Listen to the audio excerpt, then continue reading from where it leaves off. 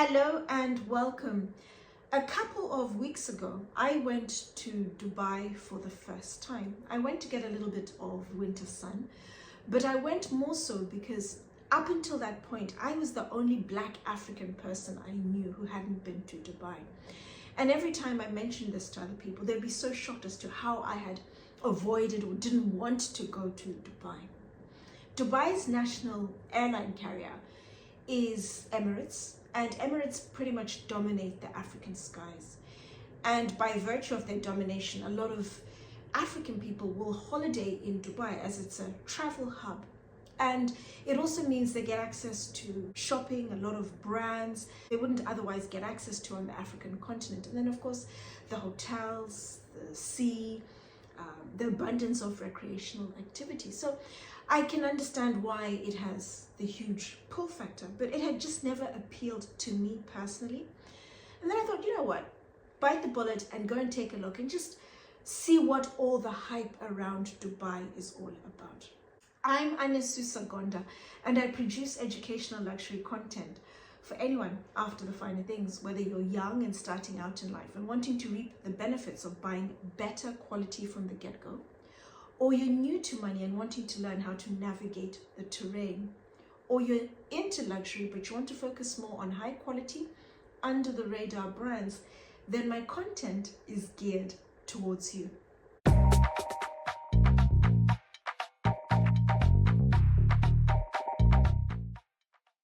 There are three conversations that have largely dominated luxury YouTube over the last 12 to 18 months.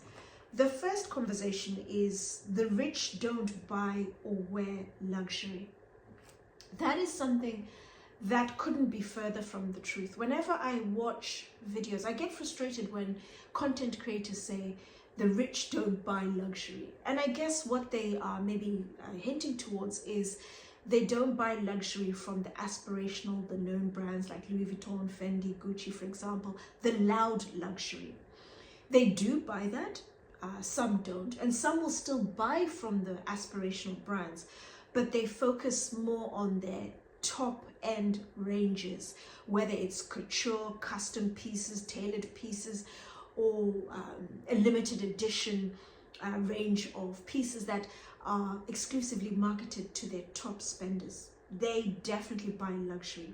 But what I have personally observed is that a good number of incredibly wealthy people, the ultra high net worth individuals, they tend to earn more towards the brands that are relatively unknown. And there are brands that are literally only focused on creating absolutely outstanding products when you consider the craftsmanship, the quality of the materials they use, and then they also buy into other things like the heritage of the brand. That's really important to the rich or ultra high net worth individuals. And there are a number of brands that are typically bandied about on social media when there's the reference that's made to the wealthy. Think of Loro Piana, Brunello Cucinelli, Hermes, Chanel, Brioni, Graf, for example. What I'm going to do quite soon, actually in the next few weeks, is I'm going to create a video. And in that video, I'll go through a very quick fire selection of 20, 30, 40 brands, depending on how many I can fit in the 15 to 20 minutes of that video. Just go through brands across all luxury sectors, brands that very few of you will have heard about. And there are brands that are doing absolutely outstanding things with their products. And something of interest to you, I know a couple of years ago during the lockdown, I created a video where I went through a lot of the brands that are bandied about, and I also mentioned a couple that I think are redundant now. This video, the next video that I'll be creating, will essentially be an extension, a graduation of that video. There's going to be some really interesting brands that are not spoken about on social media, but they are absolutely outstanding, mighty brands. So if that's important to you, do subscribe so you don't miss out on that video. The second conversation is around luxury and poor people. And you'll often see titles on social media entitled "Luxury is for the poor," "Luxury brands are geared towards keeping you poor," "Only poor people buy luxury." As I've said in numerous videos, luxury is about an identity. And whether you are poor, you are wealthy, or in between, you buy luxury because you want to identify with whatever that brand stands for. So if you're wealthy, for example, you have an abundance of disposable income, so you can buy anything. The world is your oyster when it comes to luxury, and you might buy luxury because you like the look, the style, the aesthetic. Possibly it's a brand that's favored by a celebrity you admire, or you might buy it because you want to congratulate yourself, or you have reached a milestone, but you buy into a particular brand because you want to be a part of whatever that brand stands for, whatever it signifies, whatever it says, maybe even to your friends, to your colleagues, to your family, for example. But when you look at poor people, there are slightly different dynamics at play. I remember a video I released a couple of years ago where I was reacting to a number of luxury topics.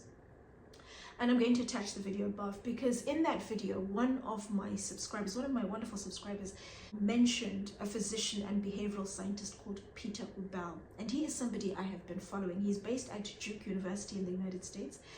And I've been following him because he studies quirks in human behavior and how they influence our lives. And so he covers a fairly broad range of topics. But he has spoken about poor people and when it comes to luxury and what typically may motivate their purchase. And there is an article he has written entitled "How the Psychology of Income Inequality Benefits Luxury Brands." I'm going to include the link to that particular article in the description box down below. But what's interesting, in the article he says people who can't afford luxury goods often feel they can't afford to look like they can't afford luxury goods, which is really interesting, and it's actually on point. But I have spoken at length with regards to poor people buying luxury in a reaction video. I was reacting to a video created by Super Jacob. I'm going to attach that video above. Please do take a look at the comment section. I have a fairly lively comment section on most of my videos, and there's some very interesting observations that were made in that particular video. So for my fuller thoughts on poor and luxury, please do take a look at that video. And then the third topic to dominate the luxury space is "Luxury is Dead," or you might see titles that say "Luxury YouTube is Finished" or "Quiet Luxury is Dead." And my response to all three titles, to the general space about luxury is dead, is that it is very much alive and kicking. Over the last 12 to 18 months, the backdrop has been poor results for some of the hugely aspirational brands, Louis Vuitton, also from Kering. You have Gucci, for example, reporting really poor results, especially in comparison to what had been expected or anticipated. And then you've also had numerous conversations about poor quality, but the price is going up. Think of Chanel, the biggest culprit.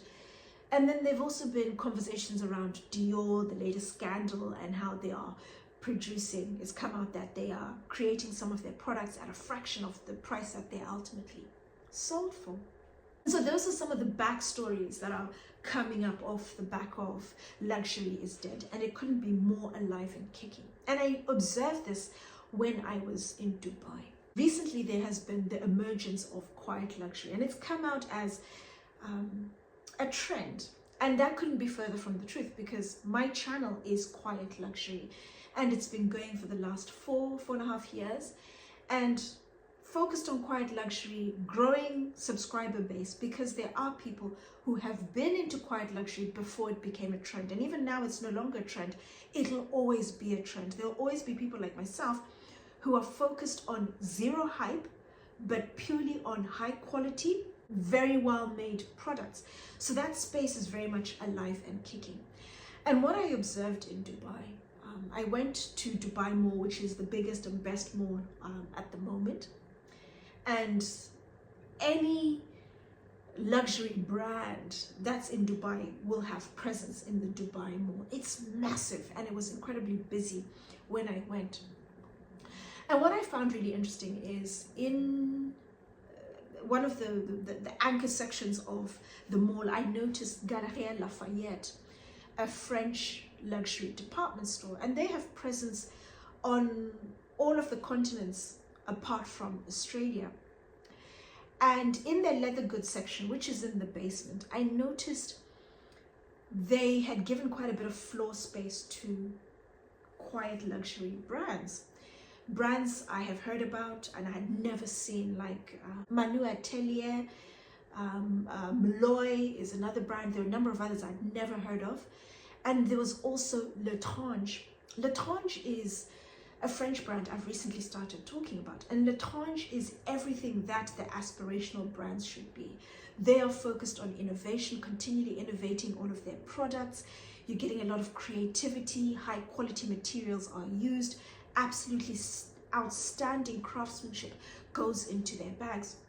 And Galeries Lafayette have given the biggest space to Létrange, a quiet luxury brand.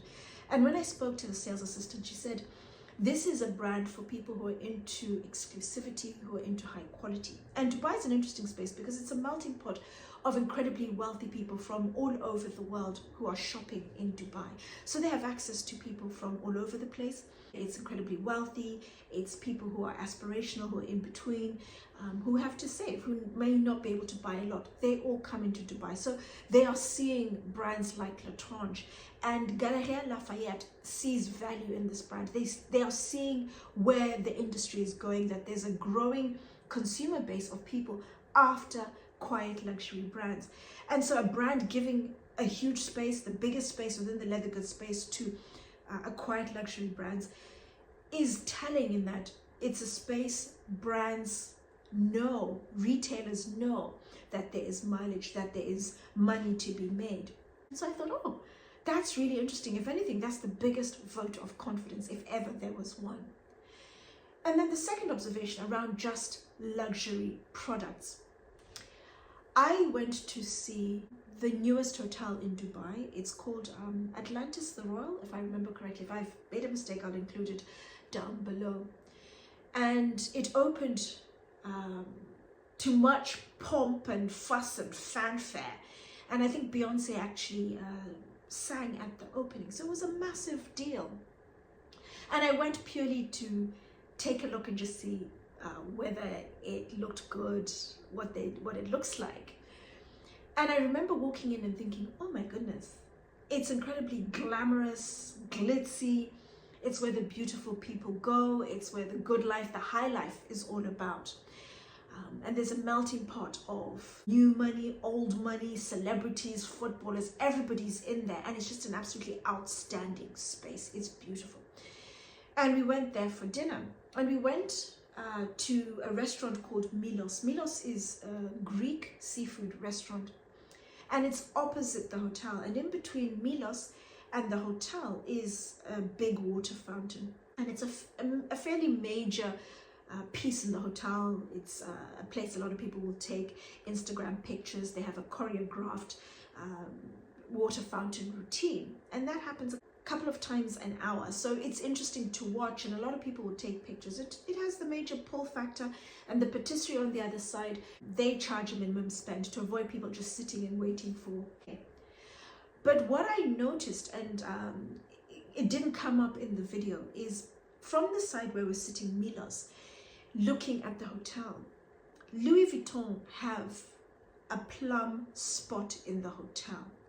It's a spot that's visible from outside. It's visible when you walk in. You notice it straight away. And that's been done strategically. Louis Vuitton is the biggest luxury brand, the most successful. It's making a lot of money. And they chose that place, and they're paying a massive premium because they want to be there. They want to be seen by all of the people who go into Atlantis. And then when things pick up within the luxury space, they want to be there ready, positioned and waiting for business. Luxury is cyclical. When there's money in the economy, things are doing well, consumers have additional disposable income, they will buy luxury products. When things are not well in the economy, they will buy less products. But it's cyclical. It goes through peaks and troughs When people have money, they buy. When they don't, they don't buy, but they will come back to it at some point. So although there are brands like Louis Vuitton and also Gucci from both of the big luxury groups stating that results are poor, they're not doing well, that will change in time. When things pick up in the economy improves, you will see their figures start to go up. And Louis Vuitton is ready and waiting, positioned in a prime spot. And I thought, this is telling. Yes, things are not going well, results are down, but that will change, and they want to be ready and waiting where the beautiful, glamorous, glitzy people are going to be, in a place that gets a lot of publicity, a lot of the right footfall, and also aspirational footfall. And I just thought, my goodness, that is incredibly telling. So watch this space. Things will change within the luxury space. There are issues that are going on. I've spoken about Chanel, and it's well documented. Prices are going up, poor quality. But I can't help but think we are living in a time where consumers have access to an abundance of information. It's up to you as the consumer to become discerning, to become demanding with your money, and to actively look for brands that offer you the level of quality and craft you are after. They are there, the information is online. I talk about those sort of brands, but there isn't an excuse really for consumers to complain about poor quality, high prices, because there are brands. You just have to apply yourself and look for them. And a place like Dubai is ready and waiting for consumers who are more discerning, more demanding with their money. Dubai was interesting. I really enjoyed myself. I stayed in a resort where we spent the majority of our time there. I could see myself going back, trying a couple of other places. They new hotels on the horizon, but it definitely was an interesting space. And I know each time I go there and I take a look at a mall, I'll always make an interesting observation. So those are my thoughts on Dubai, my thoughts on the conversations dominating luxury YouTube at the moment.